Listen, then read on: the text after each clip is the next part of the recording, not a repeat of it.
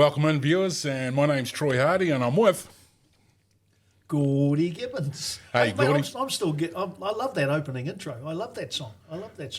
Well, mate, that's all about AI, and if we didn't have AI, we probably wouldn't have got our camera set up today, Chief. So, look, this has been a long journey. You've been with me from the very start, 2013, November, when we launched Carlaw Park Diehards at the Strand Hotel. Remember it well. And, mate, Rugby League, we're here about Carlaw Park, so let's wind the clock back for us because we've got a lot to get through in regards to who our guests are going to be, who's coming on board, right? And we've got some really cool stuff happening around that. But Rugby League, first memory for you, mate. Can you remember that far back? No, absolutely I can, because I was very lucky to have a mum who loved rugby league, so she followed Ponsonby, the great Jack Fagan, the halfback for Ponsonby. So whenever they were playing at Carlaw Park, my brother Ron and I used to go along there, so absolutely loved going there. And my very first game on Carlaw Park, 1976, and I'd already played Premier Reserves on the Saturday for Manukau, my club, and I took my sister Martha and we were going to watch my brother Ron play at Carlaw Park. Main game, 2:30, best ever. I mean, in those days you get 10,000 people sitting in the stand, sometimes 14. But went to Carlaw Park, walking down Carlaw Park Lane, go through the gates. Cameron Bell standing at the gates here. Have you got your boots? I went, yeah. In my car he said, go and get them. You're starting. When you are kidding me. Oh, just about to swear then. You are bloody kidding me. So I ran back to the car, got my boots, settled my sister Martha into the wooden stand, went into the changing room, and I started at fullback against Richmond. And who was I marking? Who was the fullback for Richmond? Go on. In 1976? 1976. Oh, I want to say maybe an Arkoi. Freddie Arkoi, yeah. So here's the story. So halfway through the game, we lost, but we didn't lose badly. Freddie Arkoi gets the ball, comes charging up through our defensive line. I'm the last one left to beat. So I'm lined up and, oh my gosh, I'm going to have to tackle Fred Arkoi. He chips the ball over my head, regathers and scores underneath the post. And I'm going, what the heck just happened there? Ian Bell came up to me and said, don't worry, Gordy, he's beaten a lot of better blokes than you. Shane Varley was there laughing his head off too. I remember that as well. But yeah, marvellous memory to have. And I'll never forget that. I mean, but Carlaw Park is such a special place.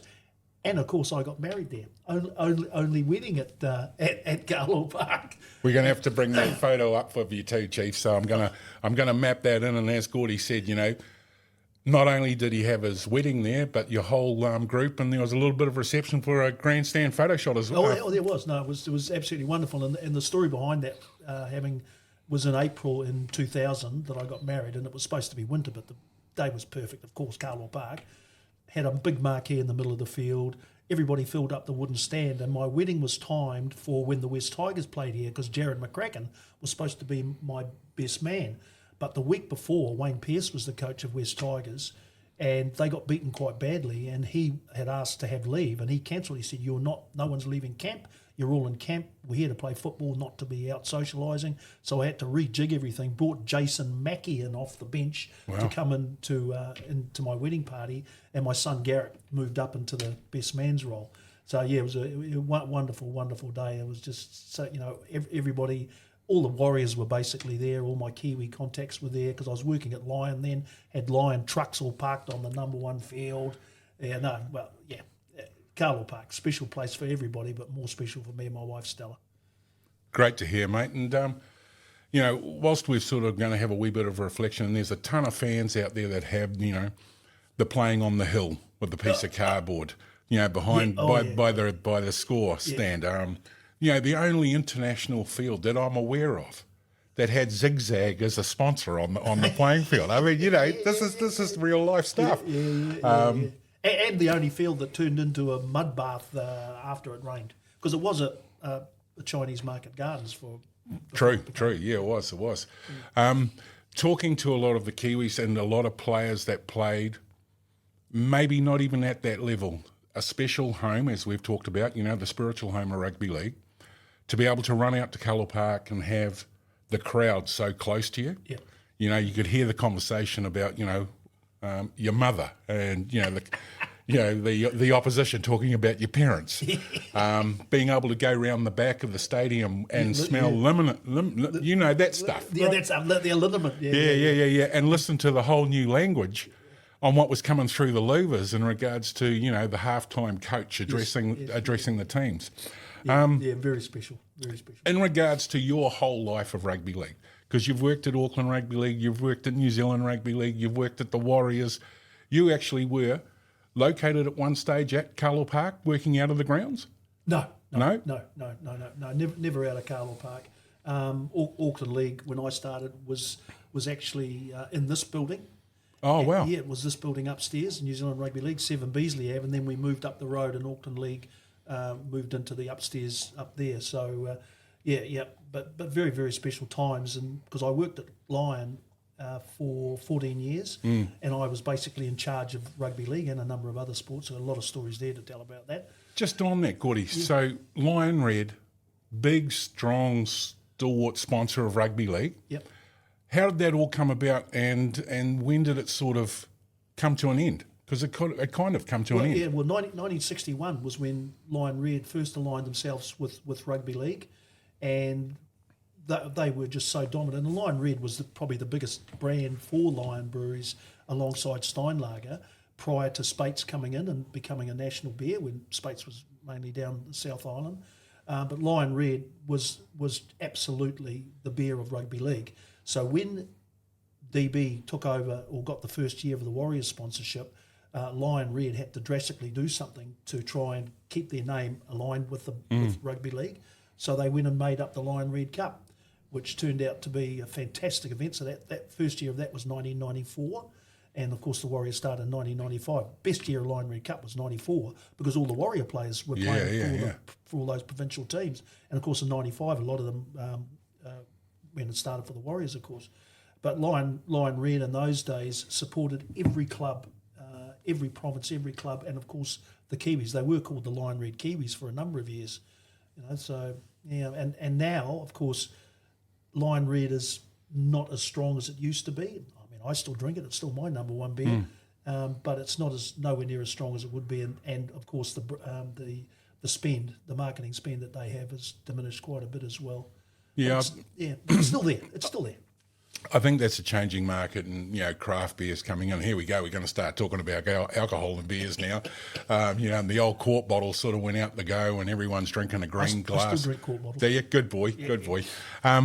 Look, so we're going to jump all around the place because that's how we want this thing to be, and really interactive for the viewers and you guys. Ask some questions. Who do you want to see on the show? Gordy's got a ton of connections and networks, and by probably 2 degrees of separation, there's a couple of boys that I know I can reach out and touch as well to join us. Yeah.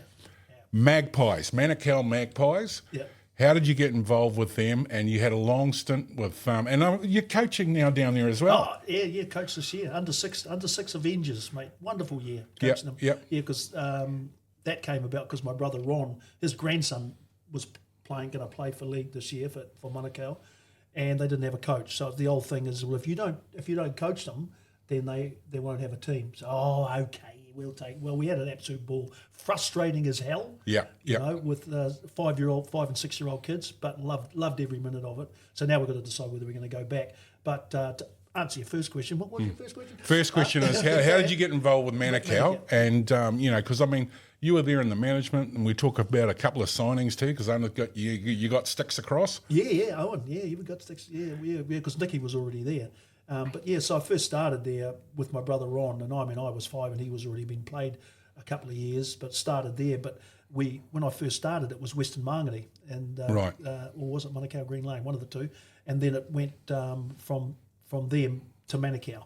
So that's how Manukau came, and they're now 115 years old in Manukau. Yeah. So and I had the absolute pleasure of emceeing their awards night a couple of weekends ago, which was a great honour for me to go back to the old club and do that. But all through the grades, and I had some great coaches there. Doug Gailey was one of the best coaches that I ever played for. Player coach he was at the time too, hard as nails. And Christ, if you did something wrong, he'd give you a smack around the head. Brian Tracy coached me there for a while, and the great Cameron Bell, who obviously is part of the Bell dynasty at Manukau. He was a marvellous coach. But the players that have come through there, way back in the 80s, I think when the Kiwis were selected, I think there was like 11 players that were playing for Manukau at the time, and the rest were because that's when the team was picked from New Zealand base mainly. Kelly Shelford, Dave Watson, Bruce Gall, Ian Bell, Dean Bell, Clayton Friend, Nicky Wright, of course, and then Wright came on board, and funnily enough, we never won the Fox in that big area. We had the Root Rooster, had the opportunity to play against St Helens when they came over here, because how they worked that was whoever was leading the Fox then when St Helens came over got to play them at Carlaw Park, and what a day that was. We beat St Helens too, by the way. And you couldn't get back into Manukau at Moyle Park. The place was absolutely chocker. But some wonderful players come there, and wonderful to see Manukau in 2025. They finished third in the Fox, and not for a bounce of a ball and some calls going their way. They could have been playing Otahu in the final instead of Mount Albert. Manukau starting to come back in there and becoming a great team again. Just on the Manukau Magpies, I understand we've got a couple going to join us, Gordy. You got a couple of guests teed up for us? Oh, absolutely, and it wouldn't be hard to work out those two. It'll be Dean Bell and Clayton Friend. So we're going to get them on. They'll be the next couple of weeks or something. So we're looking forward to having a chat with them, and also players that maybe haven't spent so much time at Carlaw Park. I spoke to Manu Batave, the Beast, to see if we can get him on, and he's quite keen to come on and have a chat as well. And don't forget, we've got women now who played at Carlaw Park, played test matches at Carlaw Park. So Luisa Aviaki, yes, we've got the absolute pleasure and honour to have her on and have a chat as well. So, and we're going to stretch back a bit, but I think it's important that we look at the future as well and have a chat. And I mean, you talk about Stacey Jones, the little general. He worked at Carlaw Park. He worked as an assistant groundsman to Brian Jack for a number of years when he was just going through the system here when the Warriors started. So he was there. That was his taste of Carlaw Park, working there, mowing the lawns and marking the fields. Would have been hard work for Stace too, eh? What a dream job. Living the dream. Living the dream. Living the dream is right. But yeah, I mean, and everybody's got a memory of Carlaw Park. Everybody's got a memory of Carlaw Park, and not necessarily about league too. What about all the concerts that have been there, boxing matches that have been there? So yeah, everybody that I've spoken to has got some sort of memory of Carlaw Park. And then of course you go down there now, and it's just a suburban conference centre, student. I nearly said hotel, but it's like a dorm room and what have you. For the varsity. Petrol station, so on and so forth.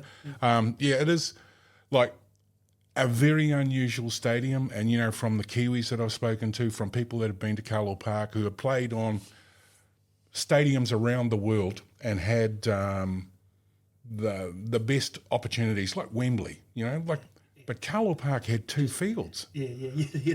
So number one, the curtain raiser, two sides would come out and get ready to kick off. Then halfway through, number two kicks off. And then halfway through that game, the main game of Carlaw Park for the afternoon, 6 tribes. And I mean, it was tribal. Yeah, absolutely. And when Warriors go to war, they need a coliseum. Yeah. Is Mount Smart the same vibe? No, it's not. No, it's not the same vibe. But that's not to say that Mount Smart Go Media Stadium is a bad stadium, because it's not. And I prefer that to playing any of the Warriors home games at Eden Park. True. That's I get it. That distance, but I love Go Media Stadium, but it's never ever going to be a Carlaw Park, and Carlaw Park is never going to be replicated again. It's just not. But in saying that, you look at Go Media Stadium, you get 26,000 people in there. The vibe in there is amazing. It's absolutely amazing, and everybody loves being there, especially when you sing the winning song at the end of the game. But yeah, no, it's. What about you? I mean, what about you at Carlaw Park? What the times that you played there? So, mate, my first memory of Carlaw Park is Mount Abergramma. All right, and I went to a grammar school, rugby hard there, loved them all very dearly. Mount Albert was very fortunate with how many rugby league stars went through there, the Arcoys we touched on earlier. Our big families that went to Mount Albert Ground played first 15.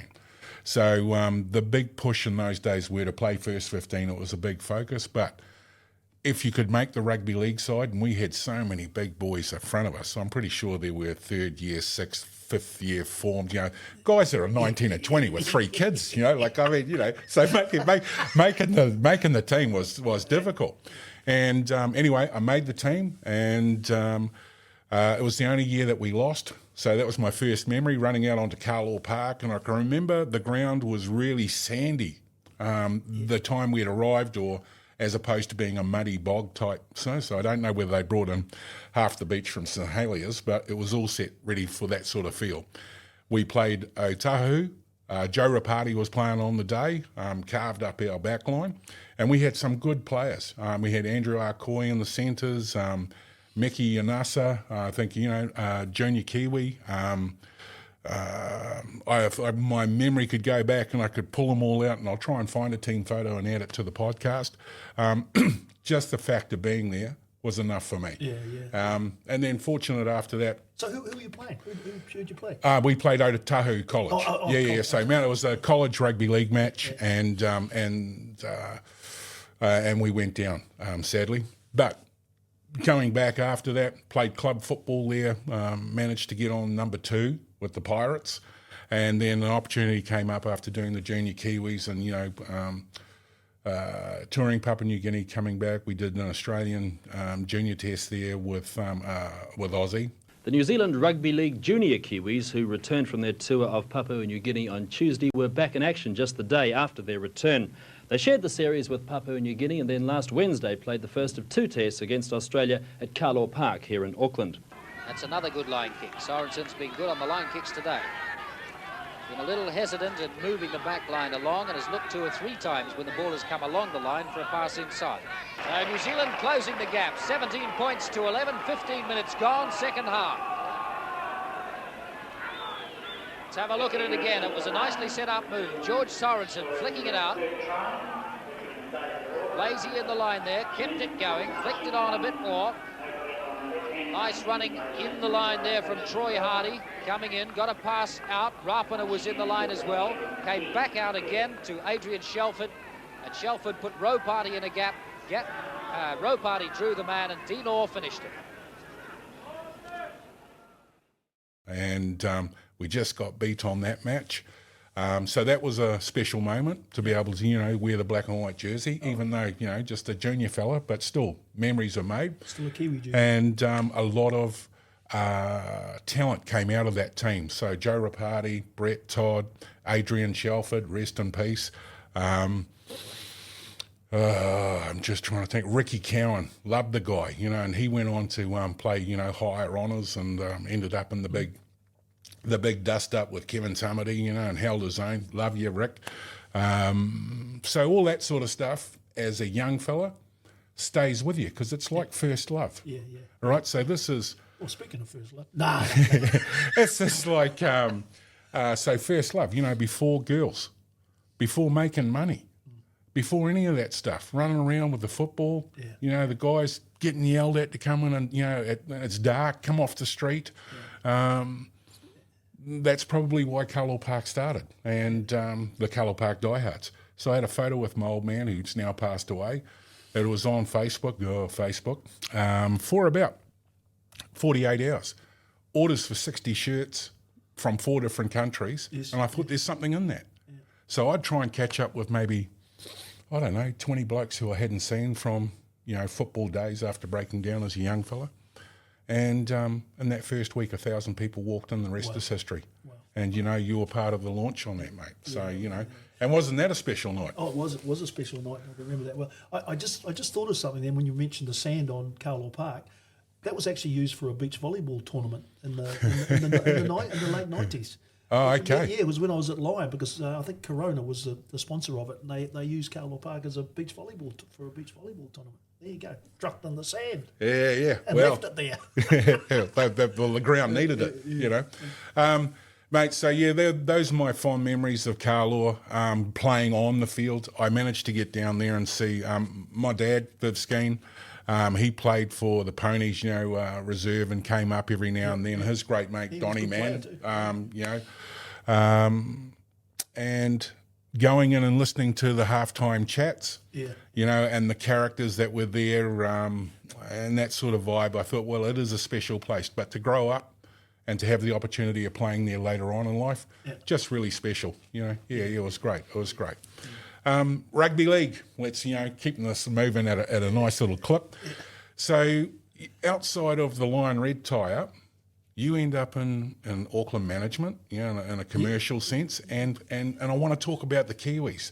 I mean, how many times? How many times did you go tour with the Kiwis? And some of the good mates that you forged with, because I want to talk about 2008. I'd rung Ray Heff. What happened in 2008? 2008, mate. I rang Ray Heff, and I was working for Foster's then at the day, and we had a box at Mount Smart Stadium. We had nothing in it, right? And what used to happen is the Australian management would come over, and just basically I'd get it all day, all year, all week. About we're pumping the Kiwis, we're doing this, we're doing that, the Kangaroos, this, that, and now. And 2008 arrives. And I'm going to let you talk to what happened at that moment in time. Yeah. But I asked Ray Heff if there was any chance that I could get a Kiwi jersey signed, and I'd supply the jersey because I wanted to stick it up in the box, high up. And at that time, VB sponsored the Kangaroos. Yes. And I was going to hang the VB jersey like this, right? So they'd sent the jersey over. I had that. Ray says, no, you got to talk to this guy, Gordy Gibbons. Gordy's the man, and he'll sort it out for you. So I rang you, Gordy, and I didn't know you. We hadn't met, and I managed to get through to you, and I said, look, is there a chance, I'm going to give you this jersey, we'll get it signed, blah, blah, blah. Well, you came back to me and said, yeah, look, I'm down at NZ House. Come and see me, I got something for you. Well, mate, I'm now just going to bring this up. I come and see him. He doesn't use the souvenir jersey. Who would do that when you could pull out a jersey from the playing kit? Given it was 38, number 30, I didn't care. Always had 40 done. Always numbered 40. Had all of the names on it, had all that. Just in regards to the framing of that, was near about $3,000. And I had play-by-play, minute-by-minute, who had scored, who hadn't scored. Yeah. It was pride and possession. When I left Foster's, there was one thing you told me. You make sure you take that with you when you leave. So did you? Yeah. It's at home. It's at home, Chief. And it's pride and place. Yeah. And why? Let's talk about 2008, mate, and what you were doing. Let's go back to when I first started, because when I left Lion, they had a restructure, that's in inverted commas, and I could have stayed at Lion, but I'd been there for 14 years, and I'd had a fantastic run, and I had a new family as well, so left Lion and basically that started the next day at Auckland Rugby League as their head of operations. And okay. So that was a fantastic time for me. 8 years I was there. Pat Carthy was my boss then. Cameron McGregor was on the board. Sal Pearson, of course, the great Sal Pearson. They were all there, and it was all old school. Stan Martin was head of development. Rest in peace, Stan. Who we've just lost tragically, and that we just had such a small team. I think there was 8 or 9 of us, but we ran the game. So I was there for 8 years, and then I got shoulder tapped to go over to the Warriors as their head of corporate. And it was a big deal for me to go over there because John Ackland had just started at Auckland Rugby League. There'd been a few changes, so John Ackland had started there. So he was bringing in some real positive stuff. But I decided to go to the Warriors. Best move I ever made. And went to the Warriors as head of corporate sales, and we struggled then. That was 16, 17, 18, and those were the years we struggled on the field as a team. So selling corporate packages was a tough gig. Who was your GM? Scarra was looking Wayne after Scarra Wayne? when I first started. Then Jim Doyle and Cameron George was there as 2IC. Right. But I love being there. Anyhow, fast forward, so I was there for close to 6 years. And then I got shoulder tapped to come to New Zealand Rugby League as head of commercial and communications. And it was more of an ego thing for me to leave the Warriors. Worst decision I ever made in my working career was to leave the Warriors because I loved it there. And Cameron George, who had taken over as the CEO, was probably the best CEO that I'd ever worked with. Right. He's amazing, and he still is. And that's why that club is so successful. Okay, we've got the players for it, but it's led from the top, and Cameron George is that man.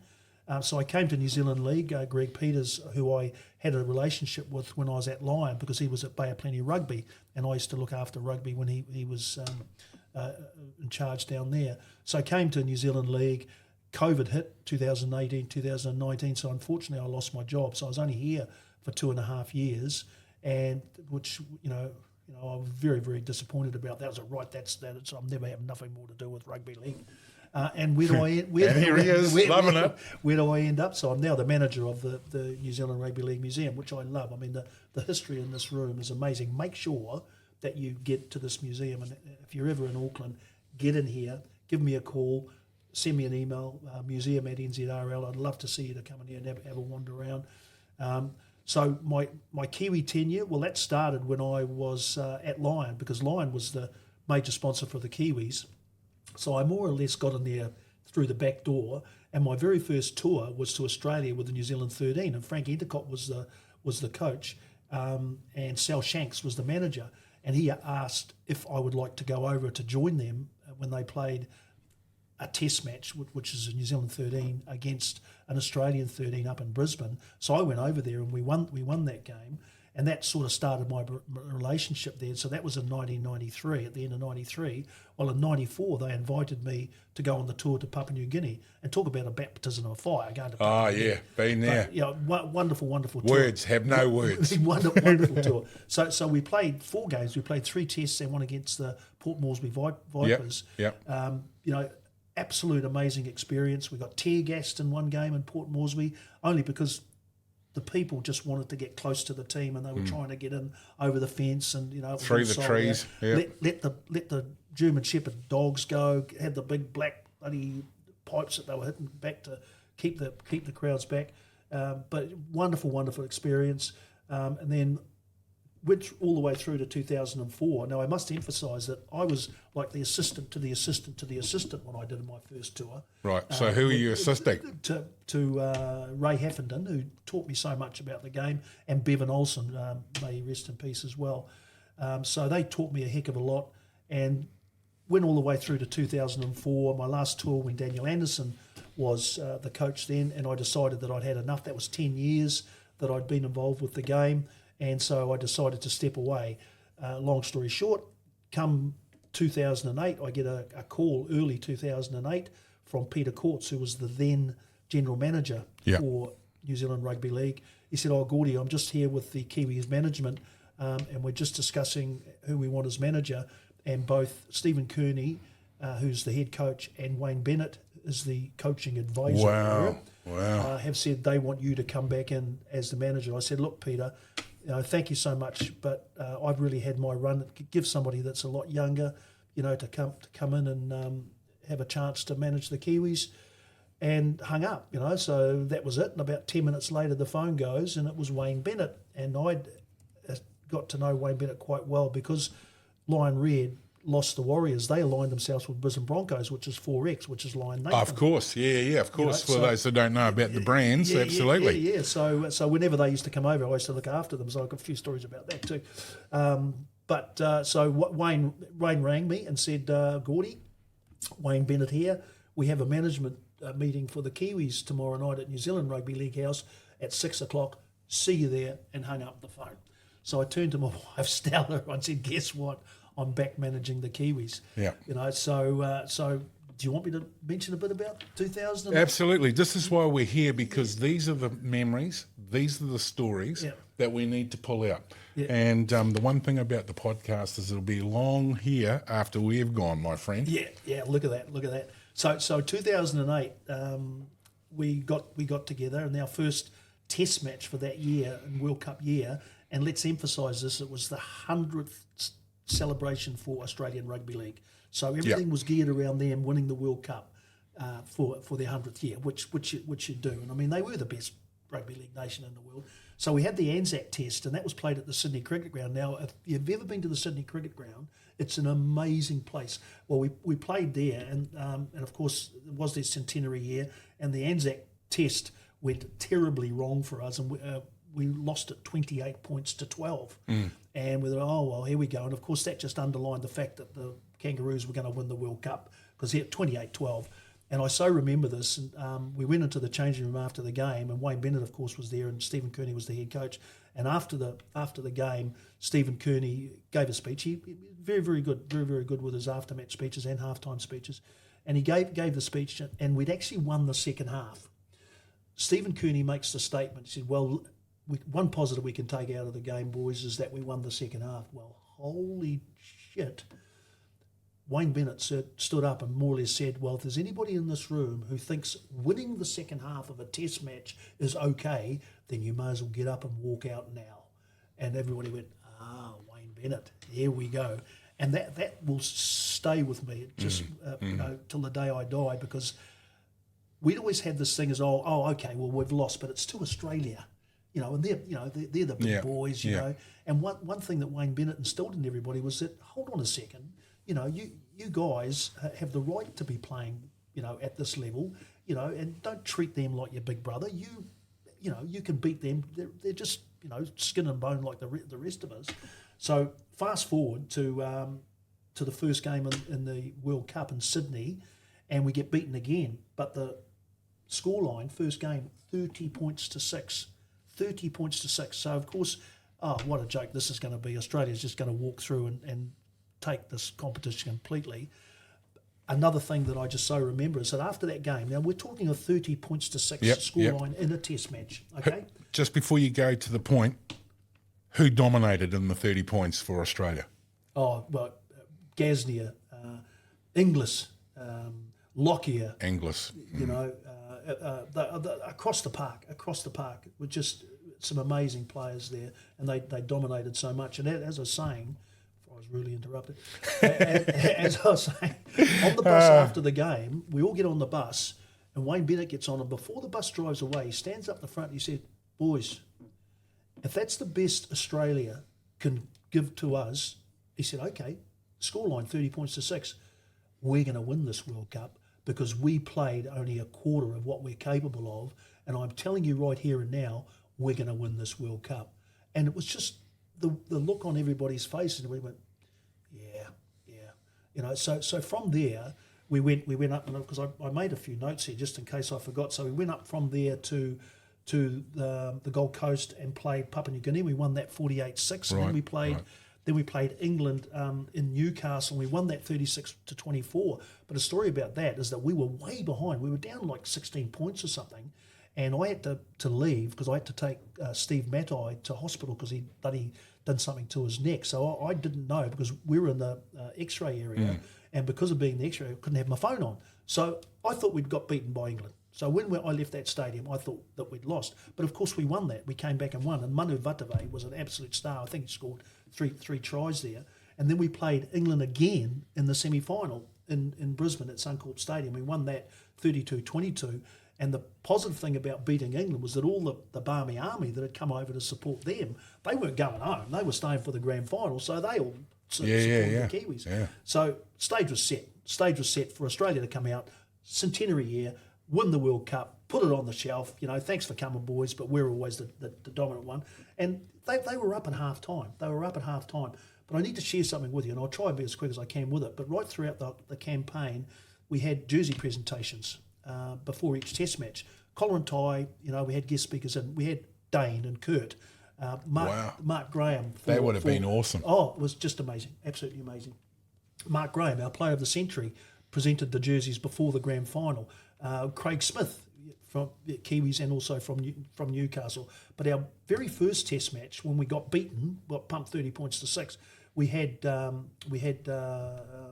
Michael Campbell came in, who had won the US Open in 2005. So he came in and he spoke so well. But one of the things that he emphasised right at the end of his speech was that when he was ahead of Tiger Woods in the US Open on the 10th tee, he was leading Tiger Woods by one shot, and he started to get all this big self-doubt came over him. And he went, hold on a second, what right did this Māori boy from Te Tahi Bay have to be up against the greatest golfer the world has ever seen? And he went, hold on, I've done all the hard work. I've made the sacrifices. I've done everything that I need. I deserve to be here. I deserve to have the right to challenge Tiger Woods to be the best golfer in the world, especially at the US Open.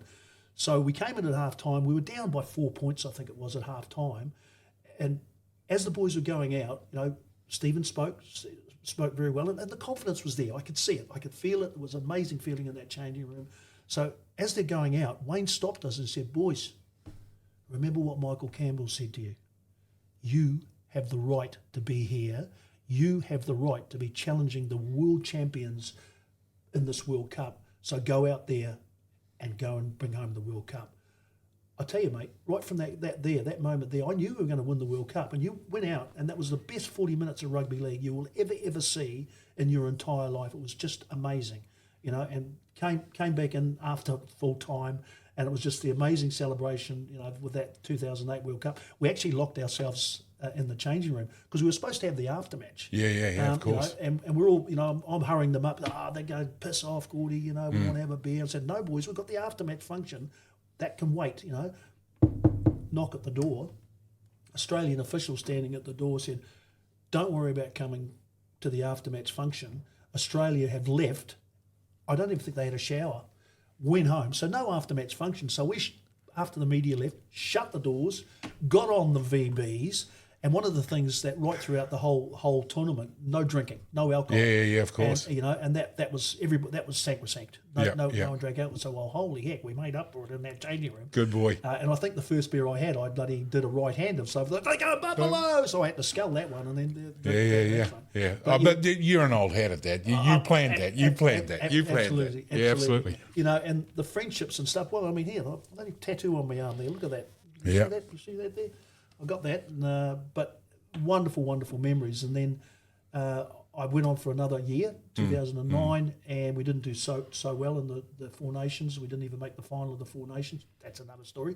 But yeah, ever so grateful. 58 tests I was involved with the Kiwis for. Well done. 12 years in total, 58 tests. But I was the head manager from 2000, and then 2000, 2004, 2008, 2009. And very, very grateful to the opportunity that I got to be part of the Kiwis, and also from what I learnt from the people that Joe Diamond was another person I learned a heck of a lot of. May he rest in peace as well. Pat Carthy, I learned a heck of a lot of him as well. So over the years, and people say to me, particularly at club level, they say, how hard is it to be a Kiwis manager? It is a lot of hard work. It is a lot of hard work. And one of the things that I always do is that it doesn't matter how many times that you check stuff. It doesn't matter how many times you make sure things are in place. Something is going to go wrong. But Absolutely. You just fix it. You just fix it. You don't worry about it. Yeah. And to me, the manager of an under-13 team at Manukau or Richmond or Otahu, they just do as a greater job as anybody that's coaching an international or a provincial, managing an international or provincial team anyway, because they do a great job. And there, especially when you get up into the Kiwis, that you get a lot of resources provided to you. But at club level, you don't. You've got to go out and get your own absolutely, resources. Absolutely. So that's a brief one of my Kiwi exploits, but something that I'm very proud of. Mate, the 2008 jersey, and we've talked about the campaign. Yep. There is a piece that is the title that I've got on the jersey in the frame, and it's No Regrets. Yep. Do you remember that and where that came from? Yeah, well, that just came from, it was more so Nathan Kalis, our captain, just to make sure that we don't want to turn back and say, we should have done this, or we should have done that, we should have tried harder. No regrets means making sure that you go out, not just for the final, but for every game. Okay, 30-6, go back to that. In that first game we lost. But there was no regrets about that because we knew that what we were capable of, and we proved that going right through to the grand final. Amazing stuff, man. And I mean, fabulous memories and, on some of the stuff that you've talked about, because, you've been in rugby league probably as part of your DNA. You pump league, right? Since 5 years of age. Yeah. Is the piece of moving to Auckland, out to the Warriors, back into New Zealand Rugby League, then out, and now we're here at the New Zealand Rugby League Museum, and I want to thank New Zealand Rugby League and the board that, allowed the diehards to come and take part and to do this here. And this is sponsored by Aotearoa. This And I just want to take that back to an amazing man and a company that's been involved with rugby league since, before I can remember about Carlaw Park and, the 3 big, maybe 4 big first English contracts that went. James Lillawai, Dane O'Hara. We're going to get Dane O'Hara in here too. Yeah, we are. Yeah, so Dane, where are you, mate? Gary Kimball, of course. Was one of the first probably big signings for those guys, to go overseas. Yep. And Mr. Robinson was part of that. David was a huge part of that. He was instrumental in opening that professional pathway, and not just for players too, for coaches, because Cameron Bell, he went over to Carlisle. That was on the back of what David opened up. But then, of course, Dean Bell and Clayton Friend, they were all part of that too, what David had instigated. So this room is very proudly named after David and the Aotearoa company that he founded. And, of course, Mark Robinson, his son, has taken over that mantle now and doing a wonderful job, not just in the business that they're doing, but also in sport with the One New Zealand Warriors. So this room is dedicated to a special man. So, hey, come on in. Our main room, Aotearoa's room, some wonderful memories in here. Bring your family. Yeah, look, and just on Mark, Robbo, if you get to see this or anyone that's connected to Mark, Point Chevalier Pirate Boy, grew up with Mark, and maybe we get him in here and have a bit of a chat. And I'd love to do that. Yeah, and just and talk about some rugby league probably from that level, because I know that Mark will have memories around Carlaw Park, not just from himself as a young fella, but from Dad as well.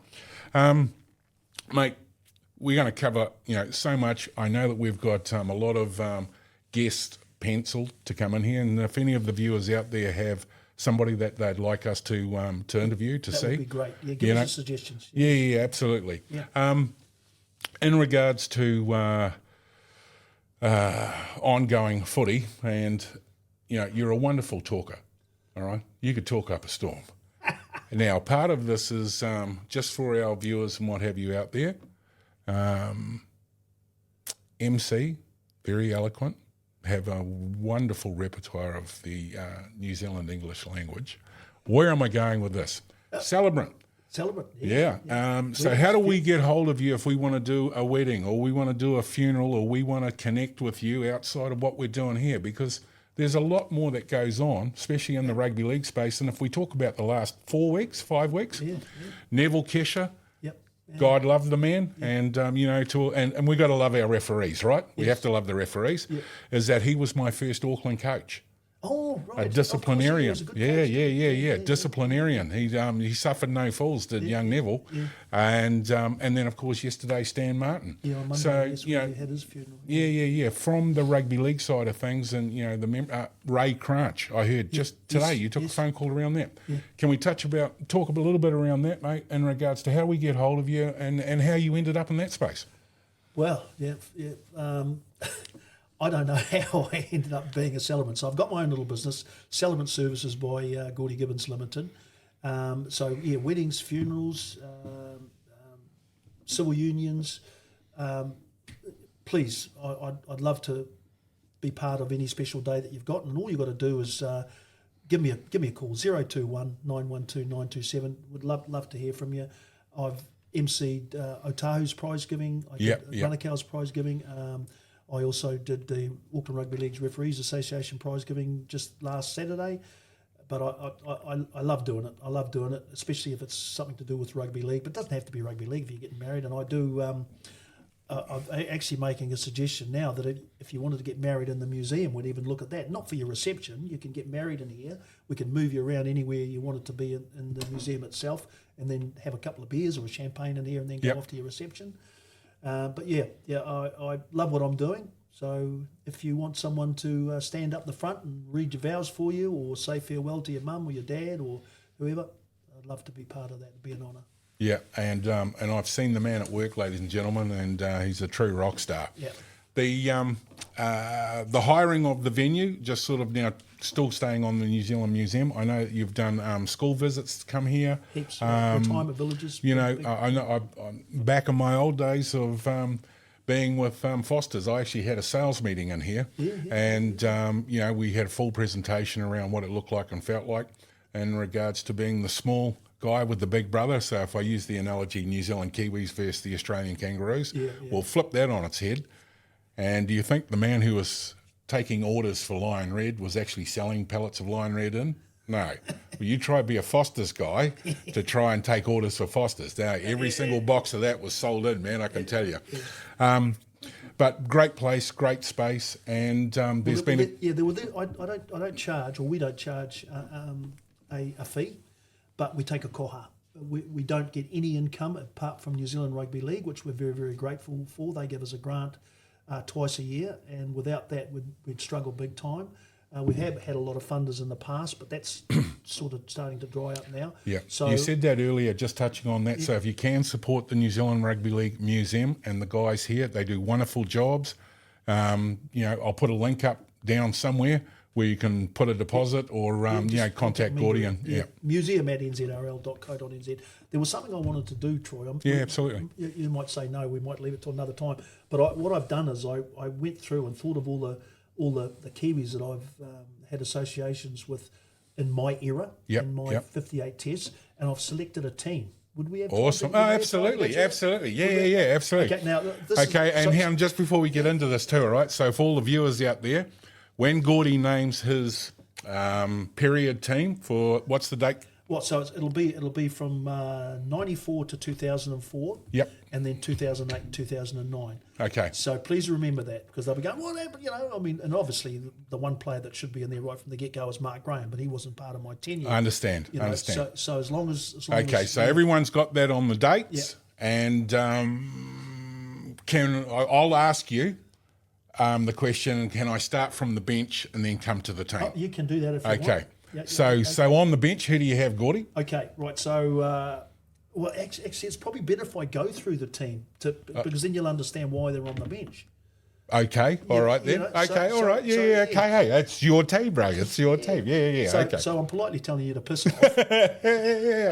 Yeah. Okay. So starting at number one. Now, when I think about number one, there's been so many players that have stood out, and like Lance O'Hire, of course, he was the fullback in 2008 for the World Cup. Brent Webb, marvellous fullback, not just for the Kiwis but for the Warriors. But I've gone with Matthew Ridge. And Matthew Ridge is the epitome of leadership. He's the epitome of professionalism. Not the easiest man to get along with, but once you become his friend, you're his friend for life. Yep. And that's not the reason why he's in there. He's in the reason because I feel he's the best fullback there. My left wing, and I looked at Richie Barnett, Henry Fa'afili, Sean Hoppy, but I've gone with Manu Vatavei. And purely and simply because of what he brings to a team, his reliability, his not just his strength in attack, but his defensive qualities as well. Moving into the centres, I had some wonderful people that I managed in the Kiwis there. Steve Matai, who was one of the best, and Kevin Iro. Now, talk about one of the best, but I've gone with Jared McCracken. Wow. And Jared McCracken, I can just still see him now in full flight. And talk about a vicious bugger. He'd fight till the end, and of course his dad Ken was a Kiwi as well. And a Ponsonby pony, got to throw in the ponies. Go the ponies. Moving into the other centre, I looked at Richie Blackmore and Clinton Torpey. Richie Blackmore, once again, same sort of mould as Jared McCracken. Of course, they played a lot of their football together. And Clinton Torpey, the great finisher, one of the best. But I've gone with Jerome Ropati. Okay. And people might say, "Oh, Jerome," but I tell you what, Jerome Ropati, not the flashiest player you'll ever get, but he will never, ever, ever let you down. And of course, he was in the centres for 2008. On my other wing, I looked at Sam Perrott and Jason Nightingale. Both great wingers in their own right, but I've gone with Francis Melly. Okay. And Francis Melly, once again, a great finisher. My six, now that was a bit of a struggle there, because I thought this would be easy to do, but it was not. And I look at number 6, and I had Henry Paul, Mutu Tony, and Gene Namu. Great footballers. But I've gone with Benji Marshall. Wow. Okay. Benji Marshall was he's just the skill level that he's got, and he's now taking that to his coaching job with the Tigers. Yeah. Really no debate about my number 7, although I did think about Tommy Luluwai, although Tommy can play hooker as well. Little General Stacey Jones. So he's in my number 7 jersey. Front row, open side, Terry Hermanson, Greg Eastwood, Sam Rapira, tough as nails, but Nathan Kalis. And, of course, what Nathan Kalis did for us in 2008, and, I mean, we're sitting right beside him here holding up the World Cup, and he's a great leader as well as a great prop. My hooker role, well, talk about hookers, Robbie Paul, Sid Eru, Nathan Feen, Monty Beetham, Richard Swain, but I've gone with Isaac Luke. And, Bully was just such a wonderful footballer, came from a tough background, brought that into the game, and he just did his job absolutely 150%, and of course was the hooker in 2008. The other side of the scrum, Jerry Siusu, Roy Asatasi, Jared Wairera Hargraves, and I only dealt with Jared in my last year, which was 2009 when he came into the Kiwis. So I've gone with Johnny Lomax. Johnny Lomax is my other prop. Second row, and I looked at Logan Swan. Logan Swan, just a wonderful, wonderful footballer, as is Adam Blair and David Kidwell. But who is going to go past the Carver King, Ruben Wiki? And, Ruben Wiki, to me, everybody looked to Ruben for leadership, and he provided it by his actions on the field. Joining him in the second row, well, here's some talent for you. Arwen Gutenbill, Sonny Bill Williams, Jeremy Smith, Tony Iro, David Fa'alogo, but Ali Lauatiti, the Michael Jordan. Yeah. And I remember one little instant we played in 2004. We went to France and we were down, with 4 points or something. Time was basically up. Ali Lauatiti, give me the ball. I'll score a try, which he did. Won as the test match. Number 13, not going to go past Simon Mannering, although Taura Nikau was absolutely one of the best as well. But I've gone with Simon Mannering. Now I've come to the bench, and you'll see why, because of what you've got in the squad. So Lance O'Hire, utility plus, not just a back but a forward. Quinton Pongia, the Q-Meister. What a wonderful, wonderful footballer. Hard, tough man, and led by example. Now, I've got Stephen Kearney in there as well. Okay. His professionalism and the way that he approached the game, and he was born to lead. And on 17, another utility, Henry Paul, who was from Te Atatu, yes, with his Roosters boys, Robbie. So then I go to the coach, and I mean I had some wonderful coaches that I worked with. Frank Endicott was the first one that I worked with. Happy Frank, and a wonderful, wonderful coach, and players loved playing for Frank Endicott, and that's why he got the best out of them. Technical skills, absolutely fantastic. What he did in Canterbury, he brought up to the Warriors. What he did at the Warriors for the reserve grade, he took into the Kiwis, and they performed extremely well. Daniel Anderson, a very, very good tactical coach. Daniel Anderson, I never actually saw eye to eye on a lot of things, but a great coach. Gary Freeman, with the other coach that I worked with. I don't even think we ever saw the best of Gary Freeman as a coach. He was only in the role for 1 year. Sure, it was one season, eh? Yeah, and but he definitely had the skill there, and of course Wayne Bennett. So Wayne Bennett, even though he wasn't the coach, what he brought to the table. It was just amazing. Game changer. My assistant coaches, and I'd like to mention Brian McLennan in there, and James Lulawai, Gary Kemble, the late Gerard Stokes. They were also wonderful assistant coaches that sat alongside the head coaches as well. So that's my Gordy's era Kiwis team. Feel free to, chuck some names in there and challenge me on some of those. But as I say, that was a tough gig doing that, putting that together. I reckon, mate, and you've put a lot of thought into it. So here's the challenge for if we're going to do, teams of eras. Let's pick a team for the 70s and a team for the 80s, and we'll do that over the next couple of episodes on the podcast here for the Carlaw Park Die Hard. So we're going to do that, or our Well, we'll get them to, viewers, we'll get the viewers to do it. And just on that too, there's a little bell. I'm told you meant to hit the bell and you meant to like us. Okay, so like us. Otherwise, this will help with the podcast getting distribution out there. So that's all your mates as well, Gordy. Get them on, okay? Because everybody on there. Come listen. And if you don't like it, let us know too. How we can improve? You let us know, because that's what we'll do. Yeah, like learning how to use all the tech gear to start with. Oh yeah. So that was actually quite a bit of fun, actually. That's it. He said, I know what I'm doing. Yeah, absolutely. Yeah. Well, we learn as we go along.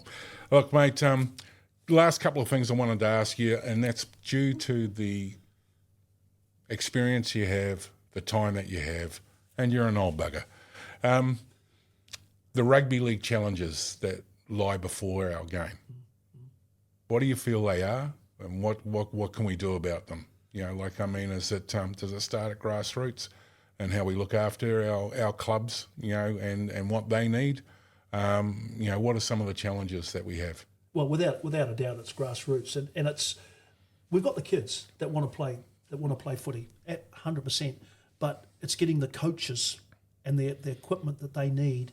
And I know that, like, all the grassroots clubs are struggling. My club, Manukau, I only took up coaching that under 6 side because they didn't have a coach. You know, so if you want to get involved with your kids, what better way? Go down to your club and offer yourself over as a coach or a manager or a trainer or anything you want to do. Auckland Rugby League do an amazing job to try and make sure that they get the assistance out to the clubs as well. So our clubland are doing great, but financially they struggle. Yeah. So that absolutely is a challenge that everybody, and that's just not rugby league too, Troy. That's rugby as well.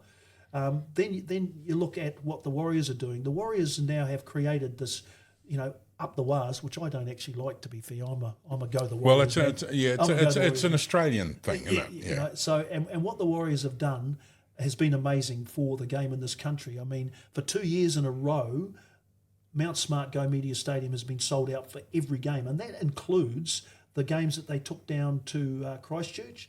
They've got a game in Wellington next year. I guarantee that'll be sold out. So what they're doing is they've created this whole new wave of people wanting to play rugby league. Should rugby be worried? Yes, I think they should be.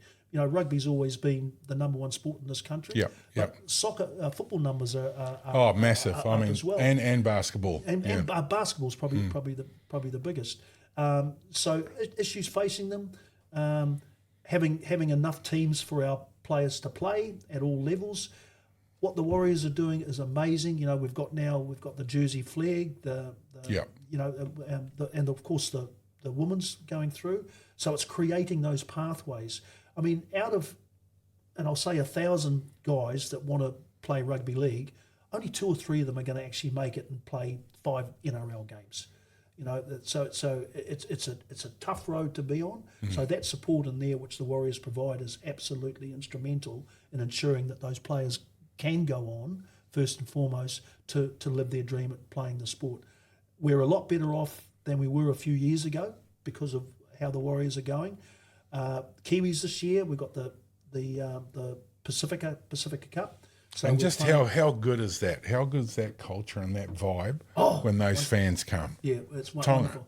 Yeah, so unfortunately Samoa not playing. Australia's not playing this year because they're going over to England for the Ashes. So we've got Tonga, Samoa, and New Zealand are playing, and same with the women as well. But they've got Australia playing. Right, of course. As well.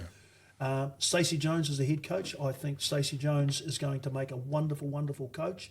He has all the attributes that are required of a head coach. Most of all, number one being experience. His tactical nous is second to none. He struggled last year. I think he had 12 first pick players unavailable through injury. So there were 7 debutants last year. We got beaten by Tonga, but did that, just on that game, did that surprise you? I'm going to say no. It didn't surprise me, purely and simply because of the lack of players that Stacey had to choose from. But the intensity of that game, and you just mentioned it before about the support that the Pacifica nations receive, that stadium up here when they won, they only won by 1 point, let's not forget, was absolutely amazing. It was electric, and that team would have rode home on that emotion, and Fanua Blake, he wouldn't have played a better game of football in his life, so it didn't surprise me, disappointing, but it didn't surprise me. But we'll win it this year. We'll win Pacifica Cup this year.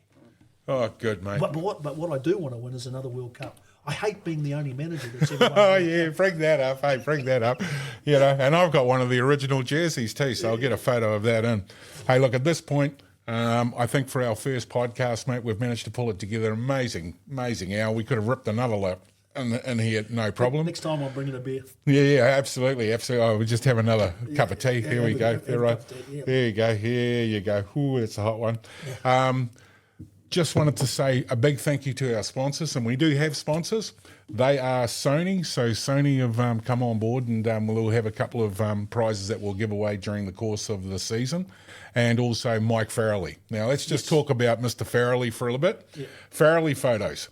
This man has carried on from his father, and his father is a legacy of Carlaw Park Photos. Yeah. And the amount of team photos that we're going to be pulling out of Mike's vault are going to bring tears to somebody's eyes. Yes. So I'm going to bring a couple up, and we'll show them as we go through the course of the Carlaw Park Diehards podcast season, and there'll be a couple of really cool points to talk to on that. Gordy, absolutely fabulous to have you here, mate. I'm looking forward to co-hosting with you, for the next 15 episodes that we tee up on this. I've said 15. 15? You only signed me to 5. Did I not read the fine print? No. That was a Ryneck contract for you, my brother, okay? And you know what happened to Ryneck. But, mate, I hope you've enjoyed the experience. I know I have, and I'm looking forward to, getting the next few episodes out and away. And thank you and the board at New Zealand Rugby League, the museum, for allowing us to be here. I couldn't think of a better place to do it, mate. And don't forget, give us your feedback, because we want this to work for you.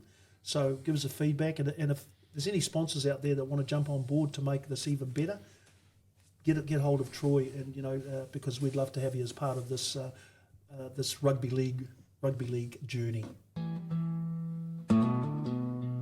Carlaw Park, the spiritual home where Kiwi League hearts found their throne. Legends were born, warriors made on hallowed ground where history played.